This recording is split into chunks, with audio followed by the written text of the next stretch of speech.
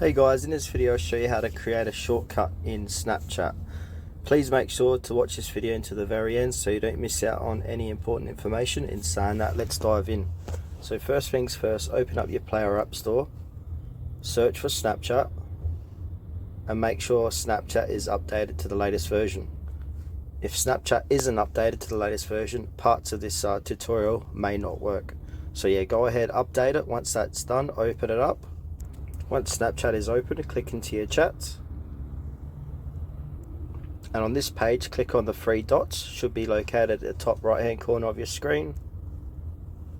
Then click on new shortcut,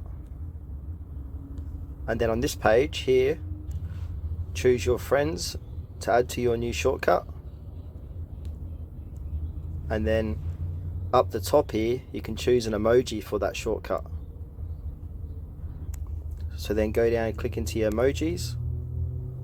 For this one I'm going to do the thumbs up. Then get rid of your keyboard like that, and then click on done, and then click on create shortcut.